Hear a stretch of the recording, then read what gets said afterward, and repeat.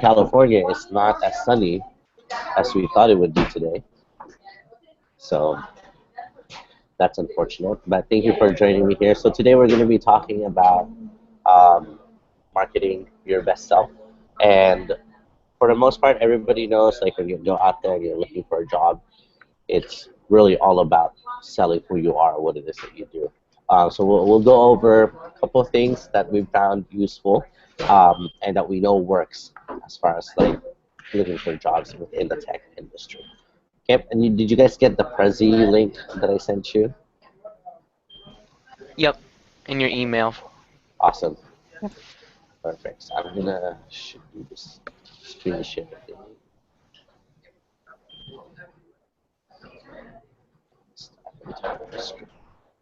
Awesome.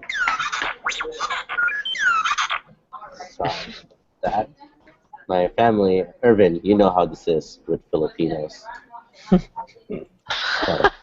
that's kind of how it works. So okay, all right. So can you guys see my screen? Yep. Okay, perfect. All right. So we talked a little bit about it before with the imposter syndrome. Really, it comes when people actually know what they're doing, but they don't know how to talk about it.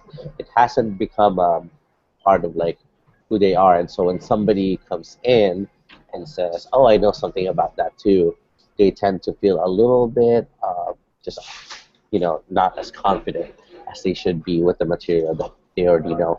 Um, so you always end up like comparing yourself, like, oh, he knows more about Unity than I do, or like, HTML, this guy is the expert. Like, I definitely can't even add anything to that. But it's a pretty common feeling. Everybody feels it at one point or another, but we definitely have to keep in mind that we want to make sure we don't have that in ourselves. It's a good check, to make sure that you're humble and doing all of that. But at the same time, if you let that run who you are, then it takes over, and then you're like, oh, now what do I do? So that's basically kind of the root of what we need to figure out is how to get rid of this imposter syndrome or how to run around it. Um, so keeping in mind that as we are going out there, as you are learning JavaScript and the whole bean stack, uh, keep in mind that the more you know, there's also the better chance of you not remembering what you have learned. You guys have probably seen this, right? When you talk to other people about things that you're definitely expert at, that you're really good at. So it could be like League of Legends, somebody asks you a question and then you get stumped. Because you know so much of the subject, it's hard for you to place yourself and kind of recall where everything is. So we call that in psychology the curse of knowledge, forgetting how much you really know about the subject. Also, when you are talking to a recruiter, or I know that David has met with some companies before, and Irvin, you've worked with other people before in different companies. There's a certain language that you have to use in order to get your mindset on that, or else you're going to forget what exactly you're talking about. It's kind of like compartmentalizing what you know based on who you're talking to and what you're talking about. So use language that is pertinent to what you are talking about to get that in your head. And also remember that your story is your greatest asset. How you decided to come into Coding Campus. Why did you want to switch from one career or another? Or why did you want to learn more about this certain area in the field? So as you meet people, as you talk to hiring managers, go to interviews, remember that the story that you tell is what will help them get to know who you are. So just have those tangible demonstrations that, oh, I came from here and this is what I want to do to get here.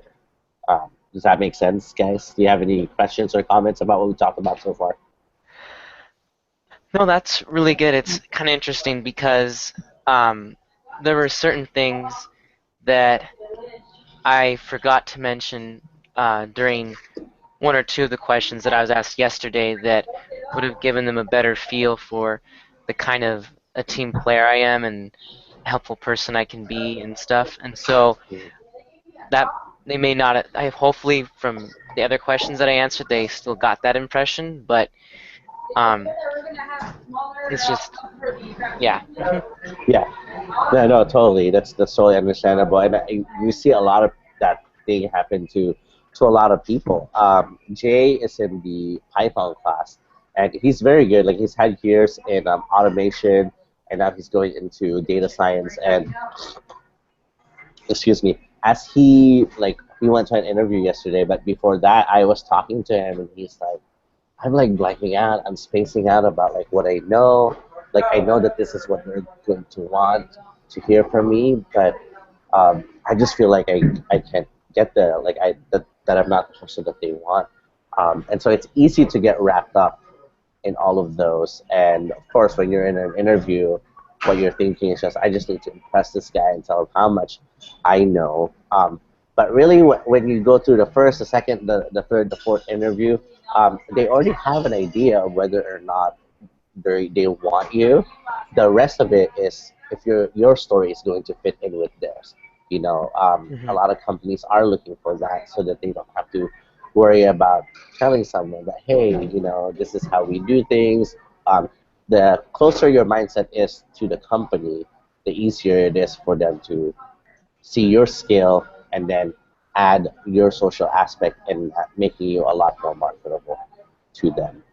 I was talking to Guy, who is the co-owner of Coding Campus, and he said that like when they're looking for programmers to join in with VeriSage, they want to know that they're going to fit in, and like not have to worry about HR stuff, happening. Yeah. Because that's kind of a big deal, if somebody files for harassment or something like that, that causes like morale breakdown. I know we laugh at it, and I'm laughing. I've laughed at that too. But we recently had something like that happen, and that definitely it changes the tone Mm. of the workplace. It also changes kind of how people interact with one another. They feel like they're stepping on glass, which is definitely Mm. not something that you want to do. So, I mean, as far as like being a team player, like David said, they want to see that you mesh in. So the second interview, the third interview you're gonna go into, there will be other people there, people that might be in the team that they plan on putting you on. So all about meshing, letting them know that your story is the same as theirs. Because if they have something that they can hold on to, something that they can relate to you with, it's a lot easier to work with you, as with anything else. So social is kind of a really big part of marketing who you are to the companies that you're looking at. So, okay, thank you guys. It's really awesome. So as you guys know, I don't know actually if I told you guys, I used to work for Zag. I was a national sales brand marketer for them. So I went around to different parts of the US. We went to Australia and to the UK to have people learn more about Zag and our products. Mm. And Zag has a really cool story, and that's something that I've used to tell people about the Invisible Shield. A lot of people are like, oh, um, we don't like it because it discolors and stuff like that. You can have people not worry about that if you tell them that like, hey, so we're a small company, we started out as this, now we've sold like 200 million of these invisible shields to people, and they love it and they keep coming back. So as I went around and I trained stores on how to sell the Zag brand and how they can show off the Zag on their phone, I always had them keep in mind to share the story of a time when Zag products really protected their life. And that's the same thing with you guys. Actually, share your story, letting them know that, hey, I love JavaScript. This is how JavaScript has made a big difference in my life and in how I code and how I think. Um, so one of our former students, he right now manages a group of developers at Experticity, but after he left Coding Campus, he started a business called 210 for custom web design, stuff like that. But here, so his story, you're gonna hear him in this video, and I want you to pay attention to what in his story would attract a person to either learn more about himself or what he does. All right, you guys ready? Hmm. Okay.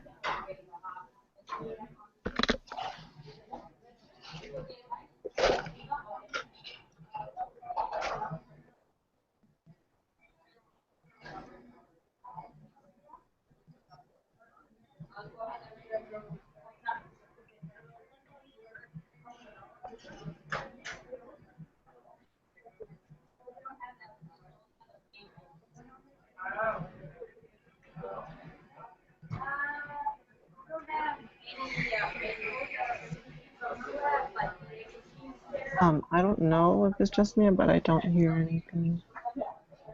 Say that again. I don't know if it's just me, but I don't hear anything. I can't seem to hear anything. David, can you hear it? I couldn't hear it either. I could see the video feed. I just ended up, since I had the link to the presentation, when I saw that I couldn't hear it, I just started the video on Oh, my machine. But I'm Yeah, not sure if you can even share your. I don't. yeah, no, but Maybe it's maybe you can because you're share only that. sharing your voice audio and you can't necessarily share your stereo. You should be able to though. Yeah. it's fun for me though, because I've already seen this. Oh, okay. So you know what? Let's just talk about it. David, finish the video, and then when you're done, we'll talk about it. Just let us know. Okay. Hmm. Awesome. Sorry about that.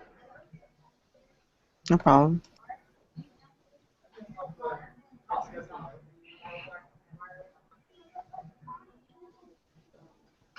Only go to screen.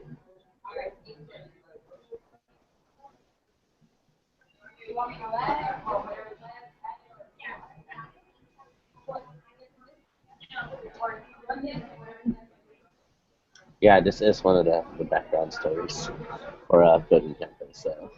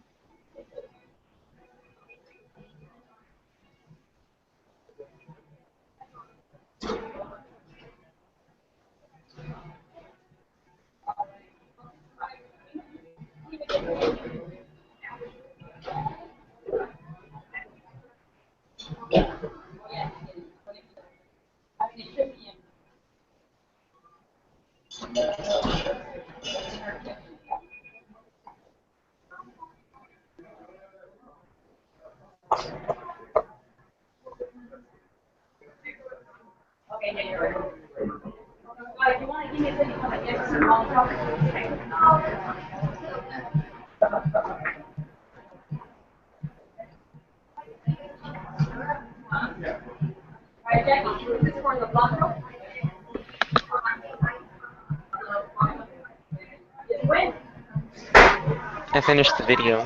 awesome. Sounds good. Okay. And for those that are wanting to see the video, it's on the Coding Campus YouTube page. This is Michael Rogroff story. All right, so let's talk about the video. I know Irvin, you said you've seen it as one of our promo videos. What are some of your thoughts about that, about his story mostly? Well, I think it was interesting that he was able to leverage what he's learned into his business. Yeah, for sure. And he talks about how he only knew one part, like the front end development part, where he can make the website look good. But a lot of companies, they want functions that can do this and do that. And so he talked about an experience, a problem that he was having, and then kind of a solution that went with that. So as a part of him telling the story, that was kind of like him exposing what was going on, and then letting everybody know, like, hey, this is kind of what happened and what I'm doing now. So that's good. Thank you so much. What about you, David? I totally agree. That's kind of. I mean, he he sought out to expand his skill set because he saw a gaping hole in what he was capable of doing and the services he wanted to be able to provide to his clients. And then he talked about how when he filled that gap, he was able to take his business beyond what he was currently doing and be able to help more clients and help clients have more than just a pretty website. Yeah, For sure. Yeah, and you definitely want that. Thank you so much. You definitely want your clients to feel like they're getting more than what they paid for. I think that's always a good business strategy. The same way with your future employers as you're going in there and you're interviewing with them. Like they just know you as the guy that programs, the guy that knows how to like run a full stack website, but you have expertise in other parts that they can see. So if they can, once they are able to see that and lock that, it makes things so much more easier. And so what I have on here on the slide is how to tell your story. And in here we kind of really just focus on the first three parts of telling a story. The falling into action and the denouement, obviously, the unraveling would kind of continue on to the end. But if you're going out find a job, you're marketing yourself, you definitely want to have that exposition so that people can know what it is that you do, what your plans are, how you're getting to where you want to be. So definitely you want more exposition on the best kind of you possible that the company would want to hire, would want to have on its team. Any sometimes have you guys seen a couple of the culture videos that we have? If not, I'll make sure to post that. Yep. We had someone from HireVue come in. His name is Ben Martinez, and he talked about their company culture and why people like working with HireVue. So kind of turn that to yourself. Why would HireVue or why would any of the companies that you would apply for that you have your eye on, why would they want to hire you? What is it about you that would, you know, complement their company? Um, think about like the Avengers, like they all have their certain talents and certain skills. You can't just have all Hulk in the team, right? Because then everybody's just gonna smash everything, and you get a company that's kind of all just douchey and like show offy. So you definitely want a good blend. So how would your blend match up with what the company is trying to target? This is where you want to make sure that you do your background on the company that you're applying to, what it is that they're looking for, what technology stack it is they use. Go to their website, see what their culture is like. And if you're in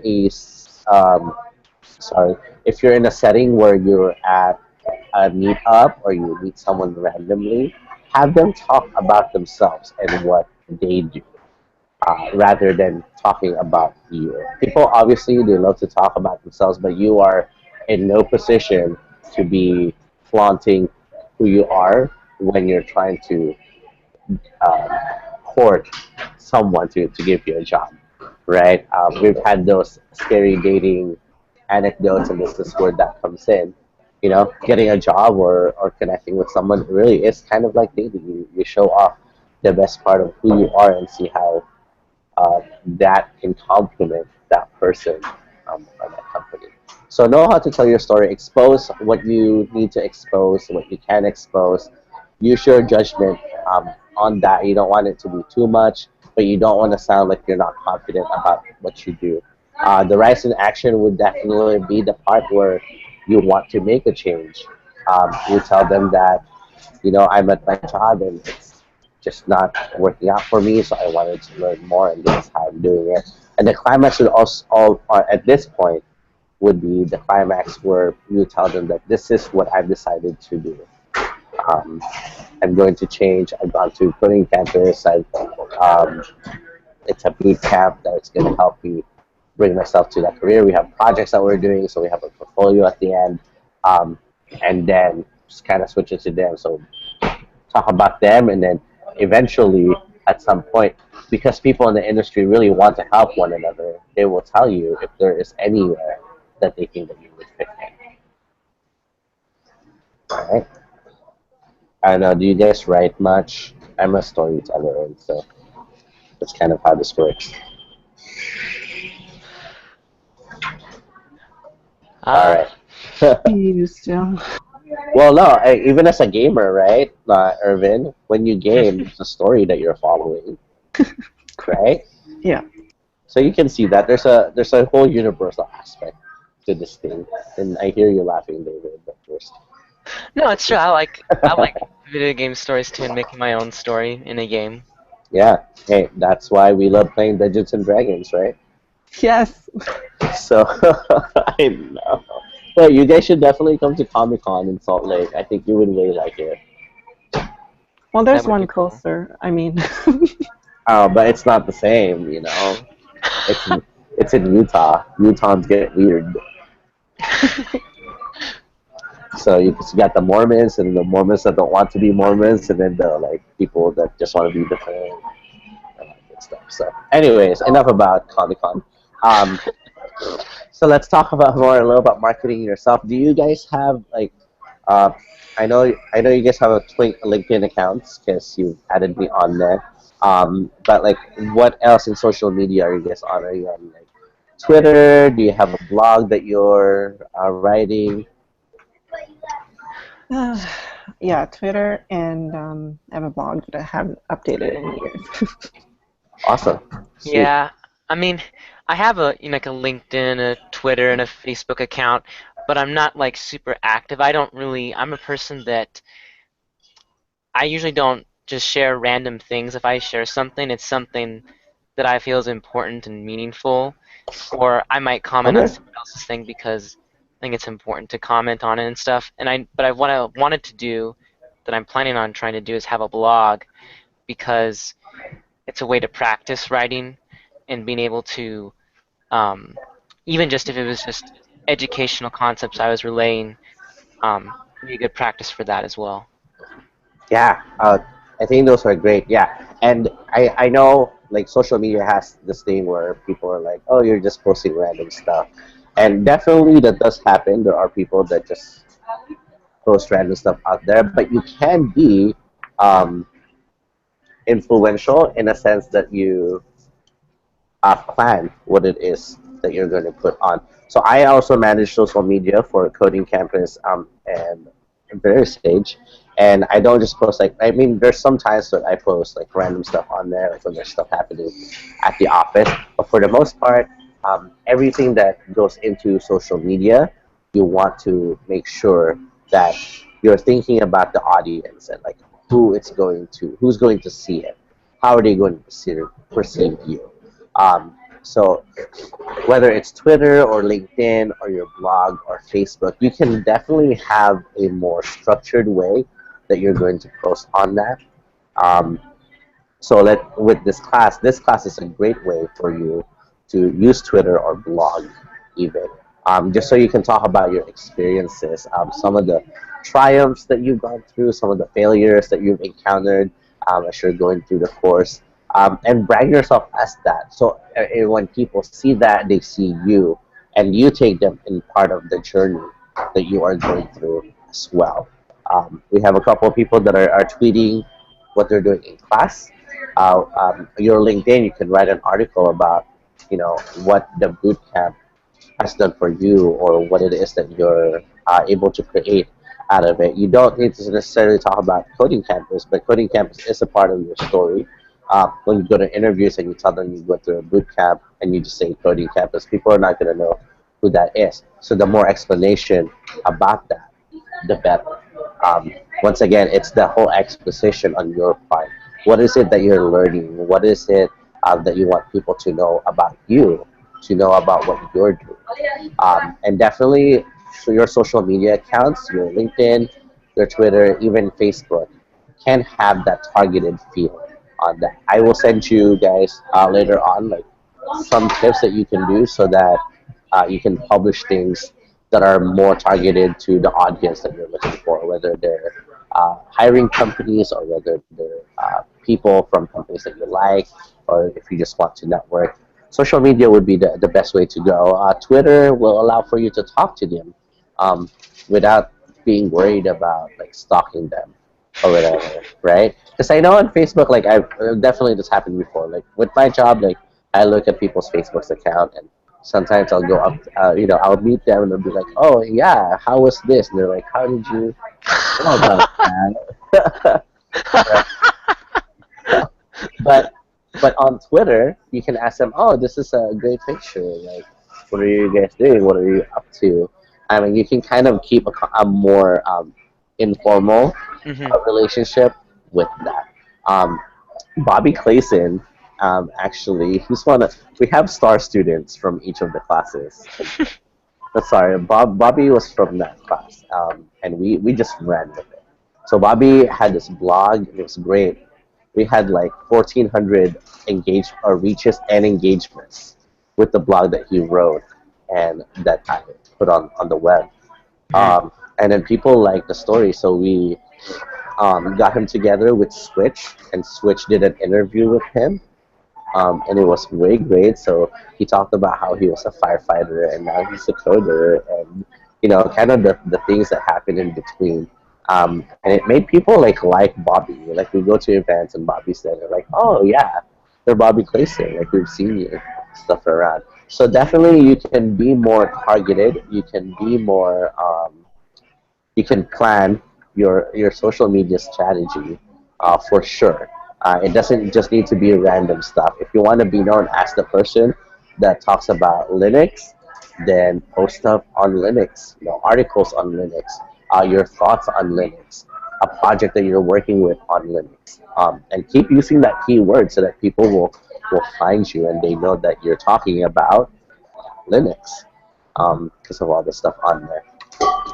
Yeah, so did that kind of give you some ideas, David, on how there's so I went to Startup Weekend and this kid was like, everybody knows how on social media you just get random news feeds. I want to create an app where you can only post once a day. And I'm like, kid, you're trying to like kill me here. Like that's my job. I'm not voting for that, so I didn't vote for it. But and that once again, it's the whole misconception that social media is just a bunch of random people throwing garbage out there for people to look at and link it and stuff. But you can definitely be more than that. You don't have to be that person. Mhm. So, all right. Now your websites. I know a couple of you have been working on your portfolio websites. How is that coming for you guys? I haven't started. Yeah. Me neither. I know that that's coming up next Saturday, and I'd actually Jared Mackey. I've kind of talked with him a bit. He's in the Python class, Yeah. and he had showed me his portfolio that he had He that is a he'd put stud. together. What? Oh, He he is said a he's a stud. stud. Oh Yeah. yeah, and I'm like, wow, that's really cool. And it's funny because he was asking me for um, design uh, advice, and I'm like, well, this is what the resources I've been kind of looking into because I'm not a designer myself, and I'm like, well, you could always talk to Mackenzie as well because she's a designer at VeriSage, and Hmm. um, but I know that I mean, I've been thinking about trying to use something. I've been trying to think about using Foundation for apps instead of Bootstrap, but Okay. considering that Bootstrap, I mean, Foundation for apps just released like last December, and so Hmm. there's not a lot of templates or tutorials surrounding it, and so I've been learning it a bit, but I'm almost thinking I should just go straight to using one of those Bootstrap templates that are out there, like a portfolio, and then I could just change the styling a bit and just Yeah, it's get not. my It's stuff not out there. for sure. It's not a bad idea. It's a good place to start. Just because it has the yeah. So it's not a good idea. It's not a bad idea. Sorry. That way you have all of that stuff already working for you, and you can experiment with it as you go.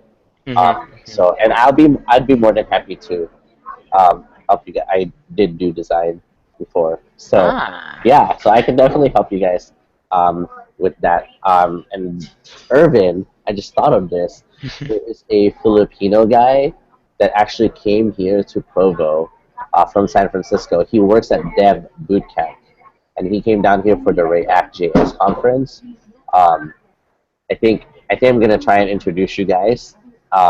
Guess one, we're Filipino, and two, um, React JS is what Facebook is working on, and it'd be cool to have like someone from there kind of mentor you since we're not there physically to That'd be like awesome. give you the idea. So will you remind me about that? That way we can put Yeah. that up. And he doesn't speak Tagalog, so you don't have to worry about that. Okay. So I know I tried talking to him, and he's like, "Adobo." I'm like, oh, like, I don't you know. You only know food names. Okay, we can work with that. Okay, and then events. Meetup is kind of the big thing that we're pushing for people to use and utilize. With Meetup, what's great about it is that you can go to wherever it is, whatever event, especially the tech events. There's so many of them. Obviously, in Washington, you're gonna find a lot, and more in San Francisco. They're like everywhere. So when I'm down here in California, I go meet with the Python group here and the JS group every now and then. Like we go out and just get some boba and stuff like that. So it's a great way to just network. And here's one cool thing about these events. As you get to know people, you'll realize that people want to work with their friends. Mhm. And if you're friends with them, they're gonna tell you where the cool jobs are, or they'll even tell you that you should apply at their job. And those people normally have clout. I mean, obviously, you're gonna be working with them. They want to work with you, so they're gonna make it happen. They'll put in that good word for you, and that's one great way that these events work out. So that's where people see you. That's where you can brand yourself as who you are, as David Paul, as Irving Clients. So like with me, my name is like so Mark Anthony, is, right? It's easy to remember. People know who that is. It's very Um, distinct. yes, exactly, right? So I mean, there's a whole story as to why I just started going by that rather than just going by Mark, you know. And it's part of my branding story, my branding process. I wanted my name to stick in. I wanted to people to remember that more than just like the short Filipino guy that comes to the thing. I wanted to know like what I do. Exactly, I know, and you're laughing because it's true. That has happened before. But Mark Anthony, it comes with this like, oh, he works here, he does this, and Mhm. I will definitely want to remember what it is that he does so he can help.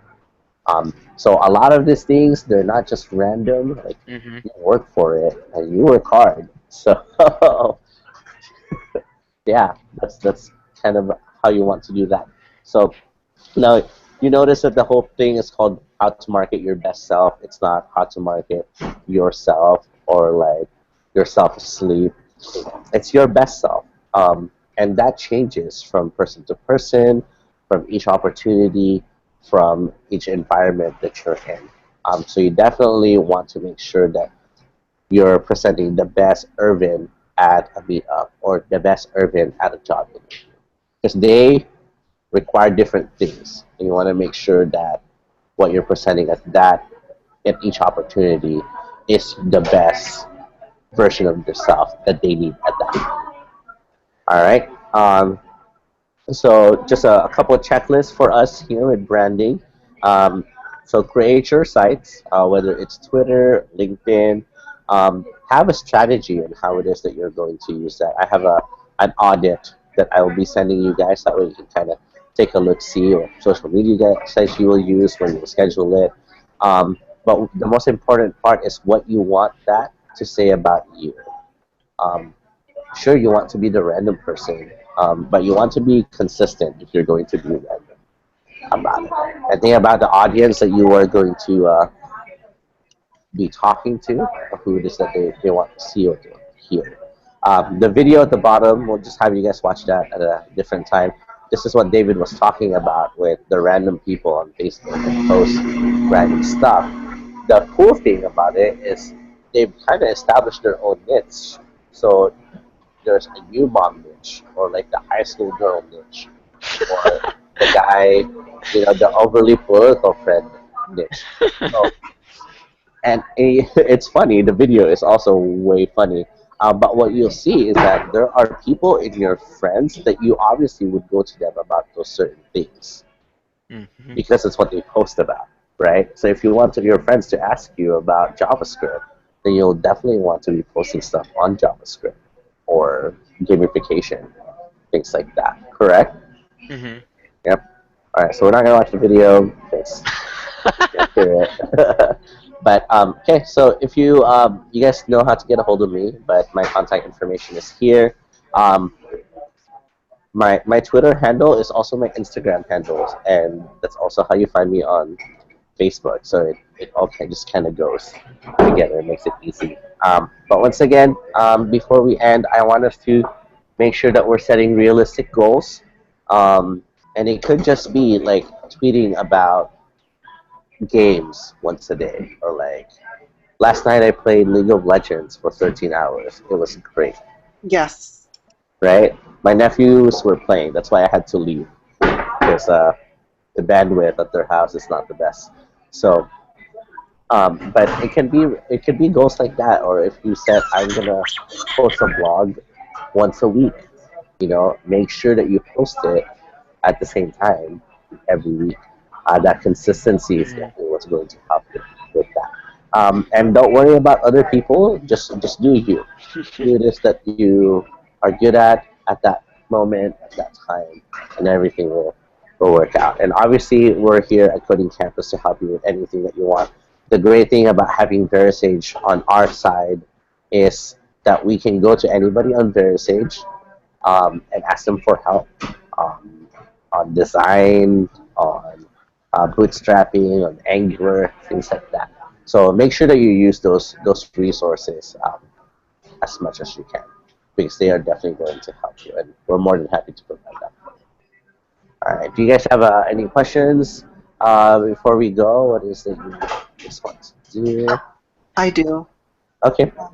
Yeah, so will anyone or will anyone critique or give some sort of evaluation about our LinkedIn or whatever profiles, just so we know how good or bad it is in the eyes of like a recruiter?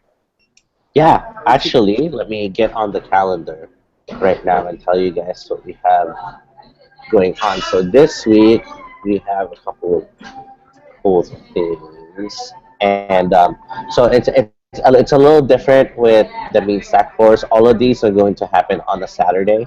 Um, so let me show you what we have. So this week is that um, on Saturday. So we will have a portfolio review next Saturday. That's scheduled for the main class.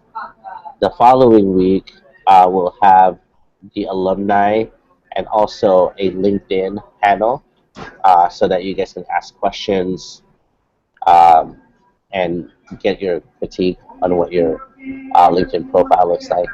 Zaro has a great presentation on that, so that's definitely what we want to do. And then on the week of the 12th, so Saturday the 16th, is when we have the actual LinkedIn profile review, where you'll share us your LinkedIn and we'll critique it and tell you what you need to do to make it look better, what keywords that you're looking for and stuff like that. So yes, did that answer your question, Irvin? Yep. Okay, Thank you. yeah, perfect. Anything else? Yeah. So one of the things that was interesting is this week. I mean, I get about every couple of weeks. I usually get some type of a invitation from some recruiter that has a profile on LinkedIn, and usually it's for app support because uh, that's what I'm currently in.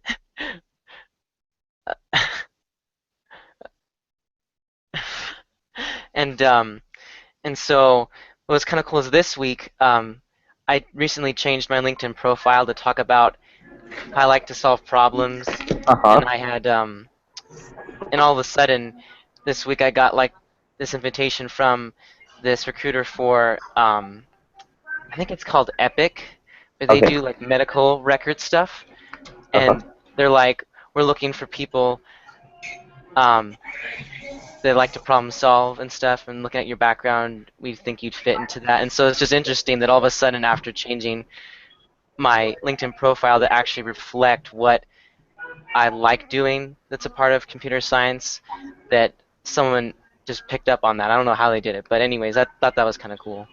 Oh, that's awesome. Yeah, and thank you so much. And it works because LinkedIn also has algorithms that they work off of. So those recruiters are probably looking for the right keywords that you put on there. So when you put that you like problem solving, and they did the whole looking on your site, and they're like, oh, this guy likes to problem solve. That's how they get you. That's how it is that people find people to recruit. And once again, it goes back to that whole company culture and what they are exactly trying to get out of the uh, employees, the people that they want to hire. So I will talk more a lot about that, actually, about using the right keywords. So problem solving, you obviously found that to be a keyword that works for you. And we'll talk more about how all of those work when we have the LinkedIn presentation. But if you have any like specific questions on that, I'll be more than happy to answer them for you and how recruiters use that.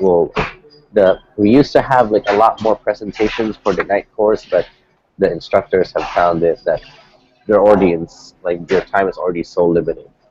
Yeah.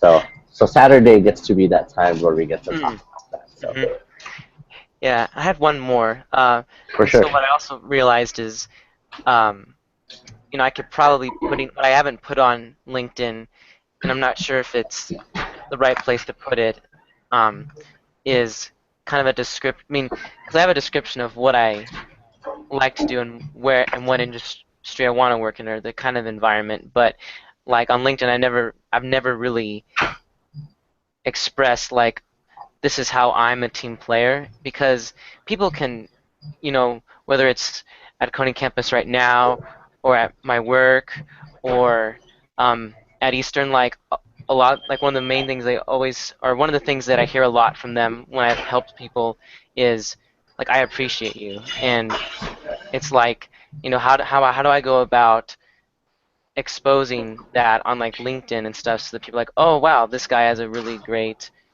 attitude or just character that I mean, sure, they'll get more of that when they talk to you, but if they can see it right there before they even get to talk to you, I think that's good too. Yeah. So on LinkedIn, they have things called recommendations. It's not the same as.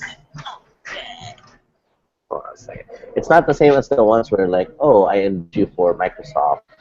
I endorse you for this skill. I will actually pull up my.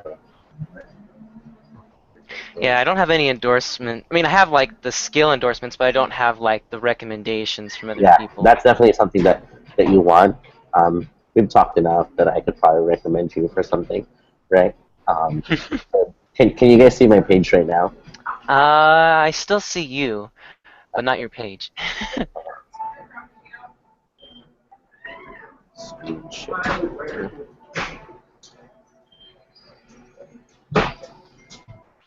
Here we go. All right. It's loading. There you go. Okay. So you see that right here? Yeah. That's why you have the glasses, right? You're an all-star. You're a celebrity. There you go. That's exactly what I look like right now. But as you see here, there's another presentation on marketing your best self on there. So these little things right here, I don't get them as much because I don't ask for them. But you can ask your fellow classmates. I'll be more than happy to share them with you. But this is kind of how they see what it is that you do as a person. So Christy was one of our students, right?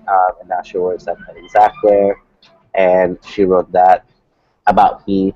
You can definitely have people that are friends with you on LinkedIn that you work with recommend you and write to you. So that shows a little bit about what it is that you do for that. So this one is, I didn't pay him to say this, but this was like, wait. So yeah, he's extremely friendly, likable, hands down best person. Come on. I mean, that just shows you like how cool this person is. Let's look at this. This is when I served my mission. Willing to work hard, do the right thing. Definitely hitting some keywords on there. This one feels good. One of the major players that ensured operations run smoothly and seamlessly, right? This one's kind of weird because I yelled at her a lot when we were in journalism together. But I mean, those kind of things. So that's you can. This is great. I mean, people can just click that. I mean, they show up on at the Mhm. top and they tell you that like, hey, do you want to endorse this person for that? But those recommendations are worth like $1,000 million.